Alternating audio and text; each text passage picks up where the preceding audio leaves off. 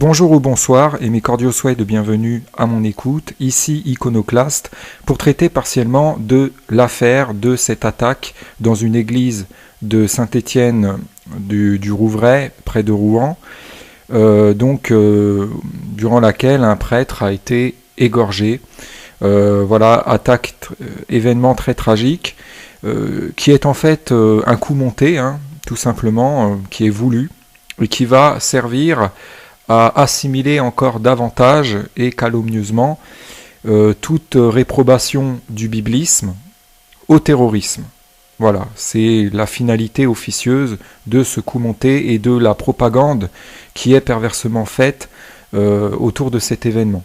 Voilà. En même temps, ils feront une pierre deux coups en faisant croire, comme toujours, que c'est un attentat commis par des djihadistes, de façon à donner matière aux fétichistes, je dirais, de la théorie du complot anti-islam, ces faux dissidents notamment sur Internet, qui grouillent sur Internet, leur donner matière à prétendre que, en brandissant cet attentat et cette propagande comme pseudo-preuve, à prétendre que c'est encore un complot contre l'islam, qu'il y aurait vraiment une volonté d'assimiler l'islam au terrorisme, etc. Voilà, donc ça fait les choux gras de tout, de ces gens, de ces immoralistes de tous bords, si je puis dire. Donc d'un côté, ça va faire les choux gras finalement de ces prétendus chrétiens, que sont ces biblistes. Ce sont de faux chrétiens en vérité. J'ai déjà dit pourquoi et je le reprouverai. En quoi ce sont de faux chrétiens. Ça fait les choux gras donc de ces biblistes, de ces faux chrétiens, qui vont pouvoir donc se victimiser l'entièreté de leur communauté, en utilisant perversement cet événement, qui vont pouvoir se faire passer comme pour la communauté qui incarne finalement le camp du bien contre le vilain terrorisme. Ils vont pouvoir par là systématiquement assimiler donc tout ce qui relève de la désapprobation de leur biblisme à de la scélératesse terroriste. Donc ils vont être encore plus orduriers dans leur intolérance finalement de tout ce qui relève de la critique et de la désapprobation de leur biblisme. Ça va leur permettre d'immuniser encore davantage leur biblisme. En même temps, nous aurons donc il y a les musulmans qui vont encore une fois s'innocenter en disant que il y a que le terrorisme qui a encore sévi n'a rien à voir avec l'islam. Donc il va y avoir une entraide finalement entre biblistes et musulmans, pour finalement lutter soi-disant prétendument contre les mauvais entre guillemets préjugés. Voilà. Donc tout ça, finalement, ça profite toujours aux mêmes. Ce sont des coups ce genre d'attentats sont des coups montés et qui ont pour but de servir d'événements catalyseurs à des propagandes qui visent finalement à inciter les gens à encore plus, à encore plus soutenir toute cette fausse religiosité, encore plus la défendre, en assimilant tout ce qui relève de sa désapprobation au terrorisme. Voilà, c'est le but, c'est la finalité foncière de tout ça. Si vous regardez, à chaque fois, ce sont tous ces faux croyants qui se retrouvent à chaque fois encore plus considérés comme étant les gens pleins d'humanité, les gens pleins de compassion. On a ces citoyens lambda aussi, qu'ils soient convertis ou non, qui utilisent, qui sont toujours prompts à jouer les chantres de la compassion, tout ça. C'est très facile en utilisant ce genre d'événement.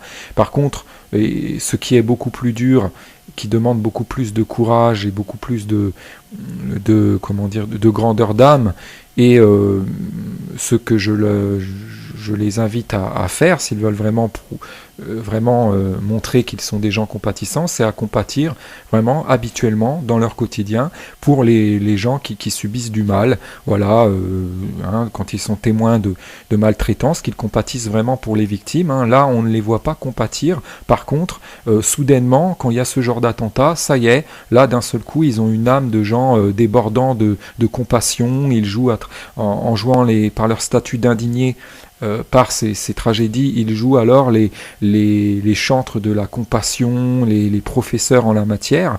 C'est très suspect, c'est très laid. C'est comme si comme si les médias leur donnaient le feu vert pour jouer une comédie, pour faire un rituel de simulation de grandeur d'âme compassionnelle, voilà, compatissante, etc. C'est hallucinant, c'est hallucinant. C'est comme si ça ressemble à de la programmation de masse. C'est comme si finalement ils appuyaient sur un bouton et qu'ils disaient à la masse, pour que la masse fasse un énorme numéro de simulation de compassion avec tout ce faux endeuillement, tout ça, alors que la majorité de ces gens, on le sait, hein, lorsqu'on est vraiment lucide sur la situation, sont des gens qui habituellement ne compatissent pas pour les victimes. Lorsque vous leur parlez de l'immoralisme ambiant et de tout ce qui ne va pas dans le monde, ils n'en ont rien à foutre, hein, ils préfèrent s'intéresser à des crétineries, ils se déresponsabilisent, ils ne veulent pas en entendre parler, ils vous traitent de fous si vous insistez dans votre démarche de les sensibiliser et de les responsabiliser. Voilà, ils ne veulent pas s'indigner contre ce qui ne va pas dans ce monde, et là soudainement quand il y a ces attentats, là ils se disent révoltés. Il y a que face à ça qu'ils se disent qu'ils sont révoltés. C'est bizarre, et que surtout quand les médias leur disent de se révolter, on voit à quel point ils sont aliénés. En fin de compte, ils ne s'insurgent que contre ce que les médias leur dépeint par cette immonde propagande comme étant finalement révoltant. Voilà. Et si dans les médias, si quelque chose n'est pas médiatisé, interprété médiatiquement comme étant révoltant, ils ne vont pas s'indigner contre. Voilà, parce que ce sont des aliénés qui appréhendent la réalité que parce que les médias leur en disent. Voilà, je démontrerai ça dans une prochaine vidéo en faisant une analyse d'une séquence d'un récent JT, là diffusé je crois sur France 2, très révélateur, ou TF1, je sais plus, extrait dans lequel on voyait un type qui était limite traumatisé, qui avait du mal à se remettre de ce dont il avait été témoin. Il avait été témoin de je ne sais plus quelle attaque ou je ne sais plus quoi, quel événement, et il dépeignait ces états ces états qui sont en fait des états compréhensibles, hein, qui sont des conséquences logiques, hein, et qui vont de pair avec son statut de témoin de ces violences, et les réflexions que ça lui inspirait, puisque ça l'amenait à se poser quand même des questions sur la situation et sur la vie plus globalement. Il dépeignait tout ça comme relevant de l'anormalité, hein, en un mot, et comme étant des raisons, comme constituant des raisons de l'inciter à aller se faire soigner. Voilà, comme si dès qu'on réfléchissait un petit peu, ça voulait dire forcément qu'on avait un problème psychologique et qu'il fallait forcément alors qu'on se fasse soigner, qu'on aille consulter. C'était très révélateur, je reviendrai là-dessus. Hallucinant, ça montre bien l'aliénisme, si je puis dire, qui règne, hein, dans cette société, et à quel point c'est totalement banalisé, notamment dans les médias. Donc là, on a ces gens finalement qui bornent qui se limitent en indignation à ce statut d'indigné contre ces attentats. Voilà, ils croient qu'il suffit de mettre par exemple sur leur page Facebook des posts qui témoignent de leur indignation contre ces tragédies, ces attentats et contre le terrorisme. Ils croient que ça suffit pour être indigné contre ce qui ne va pas dans le monde, et ils se reposent là-dessus. Ils brandissent ces posts, ce statut d'indigné contre ces attentats comme certificat de compassion. Voilà, et ils se limitent à ça. Par contre, ils ne vont pas aller plus loin, ils ne vont pas creuser, ils ne vont pas... Vous voyez, et il y a toute cette propagande qui leur délivre en fait comme un prêtre à s'indigner, et qui inhibe encore une fois toute réflexion, tout approfondissement dans la réflexion, voilà, concernant les causes de ces attentats. Tout de suite, on dit toujours que c'est revendiqué, ils disent toujours que c'est revendiqué par Daesh et tutti quanti, et comme je le disais, ça a un effet inhibant, ça inhibe la réflexion, on nous balance toujours, on nous assomme avec ce prêt à penser, ce prêt à interpréter, ce prêt qui finalement nous est imposé comme étant la vérité absolue, et il y a toute cette intolérance de tout de la moindre remise en question, ou même du fait d'aller plus loin, de chercher au-delà, plus loin, qui essaie de nous faire culpabiliser finalement de vouloir porter la réflexion, une réflexion plus approfondie. Voilà, on nous sommes de nous contenter de ce qu'on nous en dit, voilà, de se prête à expliquer, de se prête à comprendre, de se prête à s'indigner, de nous contenter de ça et de ne surtout pas chercher à aller plus loin. Voilà. Donc il y a bel et bien une scélératesse terroriste qui sévit, c'est déplorable, c'est ignoble, cet égorgement notamment de ce prêtre, c'est horrible. Alors là, je voulais d'ailleurs en profiter au passage pour démontrer, j'en parlais récemment dans une de mes dernières vidéos en date,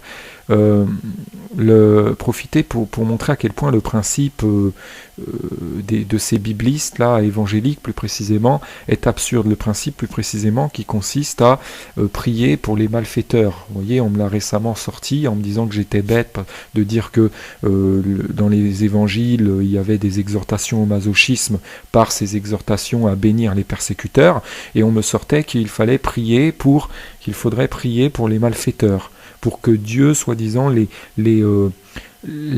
dépossède de Satan, parce que ce serait Satan qui les manipulerait et les amènerait à commettre ces horreurs. Et bien là, si on appliquait ce principe ridicule, alors on ne s'indignerait même pas contre ces auteurs de ces attentats, mais on dirait alors qu'ils étaient possédés par Satan et qu'il faudrait à la limite prier pour eux, voilà, pour que... Alors là, en plus, ils ont été abattus. Voilà, ils ont été abattus. Et donc, ils ont beau avoir été abattus, l'égorgement, il a eu lieu, et la personne, le prêtre, il est mort. Donc alors là, qu'est-ce qu'on va faire? On va prier pour... ces biblistes, ils vont faire quoi? Dans leur bêtise d'évangélistes, ils vont prier pour que les crapules qui ont commis cet acte aillent au paradis bientôt. Il faut arrêter cette folie. Il faut arrêter. Non, ces gens, ils ont sévi, ils devaient être punis. Voilà, il n'y a pas, c'est tout. Ils commettent une atrocité, ils n'ont pas à être récompensés. Il n'y a pas de bienveillance à avoir pour eux. C'est tout. Il faut de la justice quand même. Donc après. Qu'on soit d'accord ou pas avec les biblistes, donc là, je parle par exemple du désaccord qu'avaient ces gens qui ont sévi contre ce prêtre notamment, même s'il n'y a pas que lui qui a été victime dans cette attaque, il y a aussi une personne qui est actuellement entre la vie et la mort, qui a failli être égorgée, et d'autres qui sont assez traumatisés. Ça a un impact aussi sur leur entourage, ça fait vraiment du dégât. Il y a ces gens qui ont sévi, là, en l'occurrence, avaient beau être en désaccord avec le biblisme de ce prêtre, par exemple, qu'ils ont assassiné. Ceci n'était pas une raison pour sévir contre lui de la sorte. On ne combat pas la chair, on ne tue pas les gens, on les combat sur le plan spirituel, idéologiquement. Vous voyez, finalement, le recours à cette violence physique, à l'assassinat, voire même, c'est signe de grande faiblesse. C'est de la primitivité, c'est laid, c'est immonde.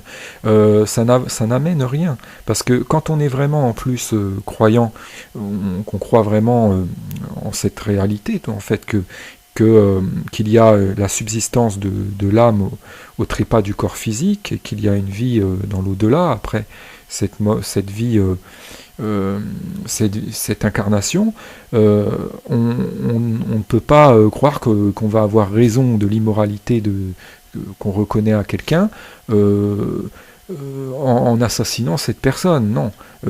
Son âme immorale va rester immorale, gardera son immoralité dans l'au-delà. Voilà, donc ce n'est pas le fait de l'assassiner physiquement qui va avoir raison de l'immoralité de la personne. Non, non. Il convient de chercher à assagir cette personne, à la bonifier animiquement, si je puis dire, spirituellement. Et vraiment, s'en prendre aux gens avec qui on a parfois des profonds désaccords, se prendre à eux physiquement, c'est d'une bassesse vraiment sidérante, c'est ignoble. Ça ne rime à rien. Ça ne rime à rien. On ne combat pas la chair de ces gens, mais leur mauvais esprit. Voilà, c'est un combat spirituel. Donc il y a aussi cette loi du plus fort physiquement qu'ils essaient de faire régner ici-bas, voilà, alors que la supériorité en force physique n'est pas signe de supériorité de raison et de supériorité spirituelle. Voilà. Donc il y a pas mal de choses à dire sur toute cette affaire. Là, on ne peut pas se prononcer non plus, dire trop de choses, parce qu'on n'a pas encore trop d'éléments, mais il y a quand même beaucoup de choses qui reviennent à chaque fois. Et là, quand on a une certaine conscience des choses, on peut déjà prévoir. Il y a déjà des choses qui nous apparaissent comme étant très prévisibles. Et là, vraiment, c'est évident que ça va être encore utilisé pour procéder à une sanctification de tous les biblistes, des musulmans, hein, en assimilant tout ce qui relève de la critique de leur fausse religiosité au terrorisme, hein, je le répète. Voilà. Donc à chaque fois que vous allez critiquer le biblisme, que vous allez critiquer l'islam, vous allez être traité accusé bientôt de complicité avec ces terroristes qui sévissent lors de ces attentats. Voilà, c'est du prêt à calomnier aussi aisément les opposants moraux à ces formes de fausse religiosité. Hein, c'est la même fausse religiosité qui est de nature satanique, qui existe sous plusieurs formes, des formes d'immoralisme qui sont compatibles, hein, les diverses adeptes, les adeptes respectifs de ces religions factices se sont coalisés en fait dans le fond. Ils ont des divergences sur certains points qui sont finalement des fausses divergences, des faux désaccords, des désaccords de surface et très superficiels, mais dans le fond ils se rejoignent tous. Voilà. Donc d'ailleurs là vous allez voir que bientôt il y aura encore une espèce de catéchisme qui va nous être fait médiatiquement avec toute une propagande pour essayer de nous faire encore plus penser que il faut une union entre toutes ces communautés, et vous allez voir qu'ils vont parfaitement s'accorder. Voilà. Donc mais ça ne les empêchera pas plus tard de nous rejouer des comédies pour jouer les gens pour prétendre que par exemple ils ne sont les biblistes ne sont pas d'accord avec les musulmans. Non, dans le fond ils se rejoignent tous et ils sont parfaitement ils communient dans l'amour de l'immoralité et dans cette bêtise par laquelle ils cherchent à faire passer finalement leur impiété pour de la piété, voilà, et à tout inverser. Voilà, soit parce qu'ils sont pervers, ou soit parce qu'ils sont très endoctrinés, bêtes, mystifiés, très égarés. Je reviendrai là-dessus plus tard, parce qu'il y aura forcément d'autres éléments d'autres choses qui vont être dites médiatiquement, qui vont s'avérer atterrantes, hein, forcément. Je reviendrai là-dessus plus tard. Sur ce, je vous souhaite une bonne suite de journée et je vous dis éventuellement à une prochaine. Ciao. Bonjour ou bonsoir et mes cordiaux souhaits de bienvenue à mon écoute, ici Iconoclaste, pour traiter partiellement de l'affaire de cette attaque dans une église de Saint-Étienne du Rouvray, près de Rouen, durant laquelle un prêtre a été égorgé. Événement très tragique. qui est en fait un coup monté, hein, tout simplement, qui est voulu, et qui va servir à assimiler encore davantage et calomnieusement toute réprobation du biblisme au terrorisme. Voilà, c'est la finalité officieuse de ce coup monté et de la propagande qui est perversement faite autour de cet événement.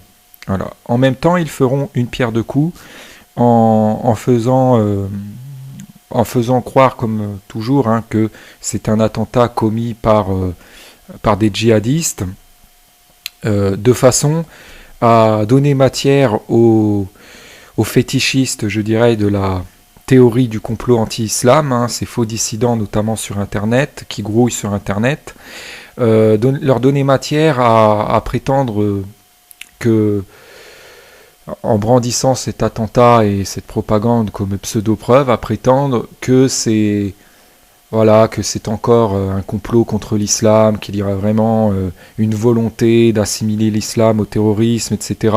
Voilà, donc ça fait les choux gras de tout, voilà, de ces gens, de ces immoralistes de tous bords, si je puis dire. Donc d'un côté, ça va faire les choux gras finalement de ces prétendus chrétiens, hein, que sont ces biblistes. Ce sont de faux chrétiens en vérité. J'ai déjà dit pourquoi et je le reprouverai en quoi ce sont de faux chrétiens. Ça fait les choux gras donc de ces biblistes, de ces faux chrétiens, qui vont pouvoir donc se victimiser l'entièreté de leur communauté, hein, en utilisant perversement cet événement, qui vont pouvoir se faire passer comme pour la communauté qui incarne finalement le camp du bien contre le vilain terrorisme.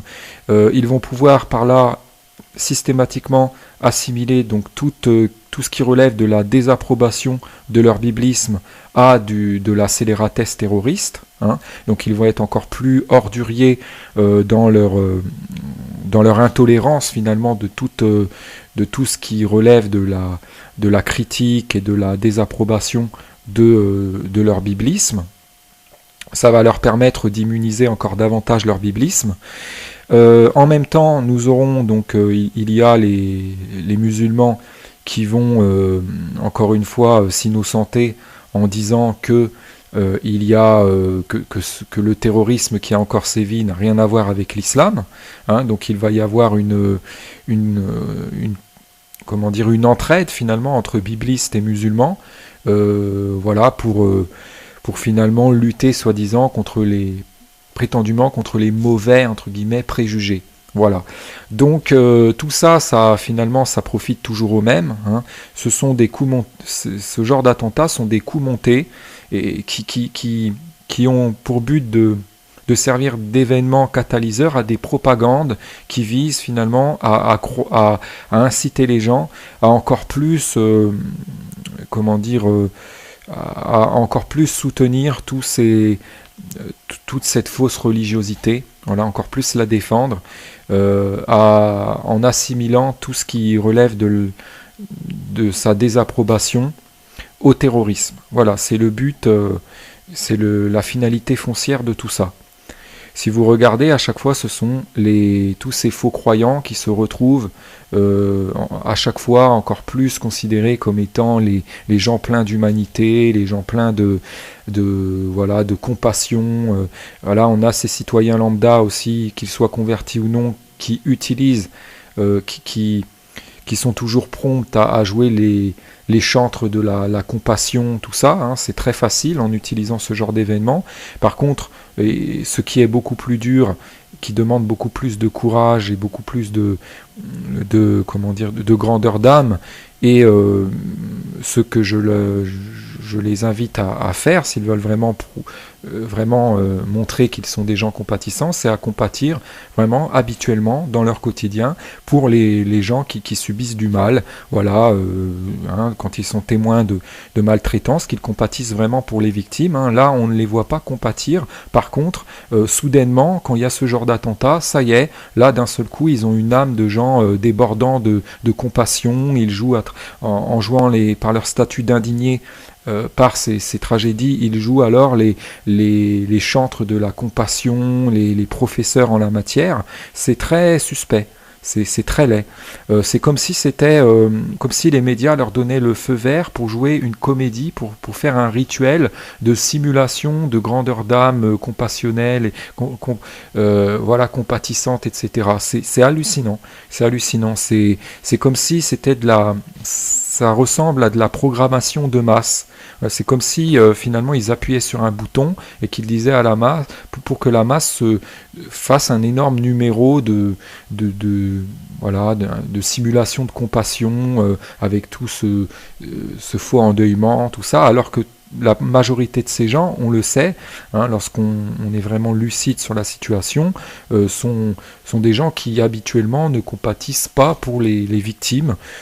Lorsque vous leur parlez de l'immoralisme ambiant et de tout ce qui ne va pas dans le monde, ils n'en ont rien à foutre, hein, ils préfèrent s'intéresser à des crétineries, ils se déresponsabilisent, ils ne veulent pas en entendre parler, ils vous traitent de fous si vous insistez dans votre démarche de les sensibiliser et de les responsabiliser.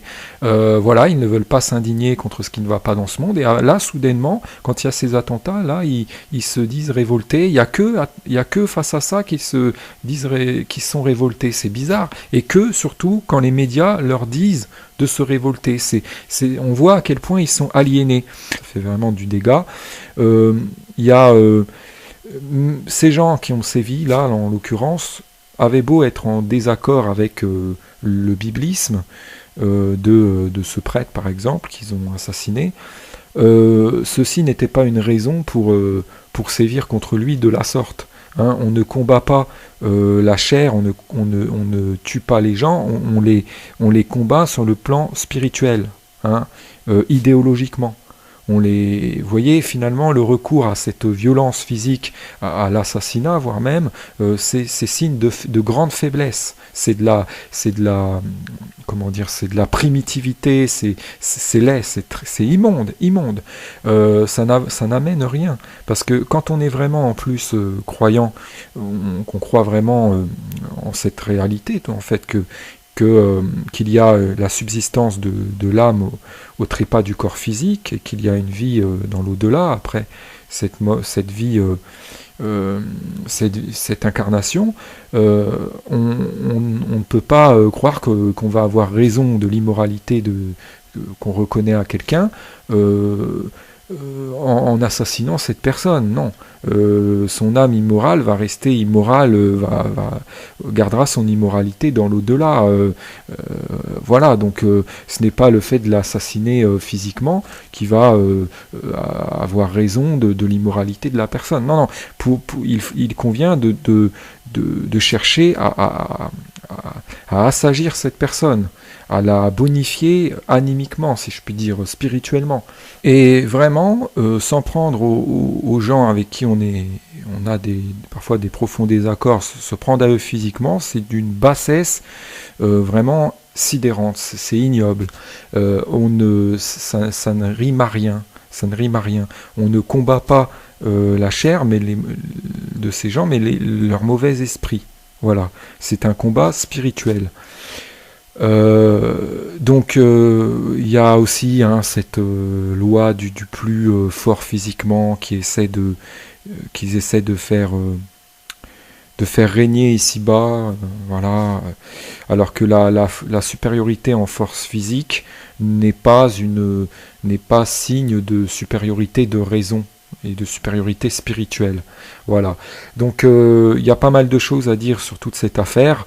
Là, on ne peut pas se prononcer non plus, dire trop de choses, parce qu'on n'a pas encore trop d'éléments, mais il y a quand même beaucoup de choses qui reviennent à chaque fois. Et là, quand on a une certaine conscience des choses, on peut déjà il y a déjà des choses qui nous apparaissent comme étant très prévisibles, et là vraiment c'est évident que ça va être encore utilisé pour procéder à une sanctification de tous les biblistes, des musulmans, hein, en assimilant tout ce qui relève de la critique de leur fausse religiosité au terrorisme, hein, je le répète. Voilà. Donc à chaque fois que vous avez réflexion, on nous balance toujours, on nous assomme avec ce prêt à penser, ce prêt à interpréter, ce prêt qui finalement nous est imposé comme étant la vérité absolue, et il y a toute cette intolérance de tout de la moindre remise en question, ou même du fait d'aller plus loin, de chercher au-delà, plus loin, qui essaie de nous faire culpabiliser finalement de vouloir porter la réflexion, une réflexion plus approfondie. Voilà, on nous sommes de nous contenter de ce qu'on nous en dit, voilà, de se prêter à expliquer, de se prêter à comprendre, de se prêter à s'indigner, de nous contenter de ça et de ne surtout pas chercher à aller plus loin. Voilà. Donc il y a bel et bien une scélératesse terroriste qui sévit, hein, c'est déplorable, c'est ignoble, cet égorgement notamment de ce prêtre, c'est horrible. Alors là, je voulais d'ailleurs en profiter au passage pour démontrer, hein, j'en parlais récemment dans une de mes dernières vidéos en date, profiter pour montrer à quel point le principe de ces biblistes là, évangéliques plus précisément, est absurde. Le principe plus précisément qui consiste à prier pour les malfaiteurs. Vous voyez, on me l'a récemment sorti en me disant que j'étais bête de dire que dans les évangiles il y avait des exhortations au masochisme par ces exhortations à bénir les persécuteurs, et on me sortait qu'il faudrait prier pour les malfaiteurs, pour que Dieu, soi-disant, les dépossède de Satan, parce que ce serait Satan qui les manipulerait et les amènerait à commettre ces horreurs. Et bien là, si on appliquait ce principe ridicule, alors on ne s'indignerait même pas contre ces auteurs de ces attentats, mais on dirait alors qu'ils étaient possédés par Satan et qu'il faudrait à la limite prier pour eux, voilà, pour que... Alors là, en plus, ils ont été abattus. Voilà, ils ont été abattus. Et donc, ils ont beau avoir été abattus, l'égorgement, il a eu lieu, et la personne, le prêtre, il est mort. Donc alors là, qu'est-ce qu'on va faire? On va prier pour... ces biblistes, ils vont faire quoi? Dans leur bêtise d'évangélistes, ils vont prier pour que les crapules qui ont commis cet acte aillent au paradis bientôt. Il faut arrêter cette folie. Il faut arrêter. Non, ces gens, ils ont sévi, ils devaient être punis. Voilà, il n'y a pas, c'est tout. Ils commettent une atrocité, ils n'ont pas à être récompensés. Il n'y a pas de bienveillance à avoir pour eux. C'est tout. Hein, il faut de la justice quand même. Donc après. Qu'on soit d'accord ou pas avec les biblistes, donc là, je parle par exemple du désaccord qu'avaient ces gens qui ont sévi contre ce prêtre notamment, même s'il n'y a pas que lui qui a été victime dans cette attaque, il y a aussi une personne qui est actuellement entre la vie et la mort, qui a failli être égorgée, et d'autres qui sont assez traumatisés. Ça a un impact aussi sur leur entourage, ça a vraiment beaucoup de... en fin de compte, ils ne s'insurgent que contre ce que les médias leur dépeint par cette immonde propagande comme étant finalement révoltant. Voilà. Et si dans les médias, si quelque chose n'est pas médiatisé, interprété médiatiquement comme étant révoltant, ils ne vont pas s'indigner contre. Voilà. Parce que ce sont des aliénés qui ne sont pas, qui appréhendent la réalité que parce que les médias leur en disent.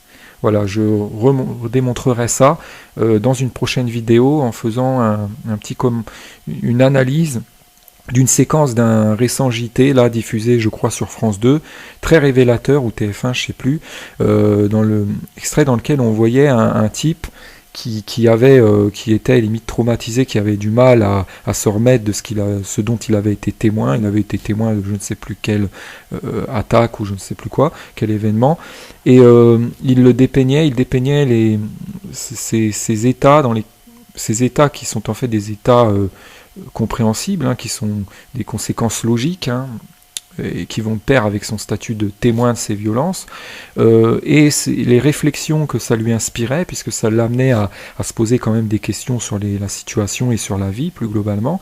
Il dépeignait tout ça comme relevant de l'anormalité, hein, en un mot, et comme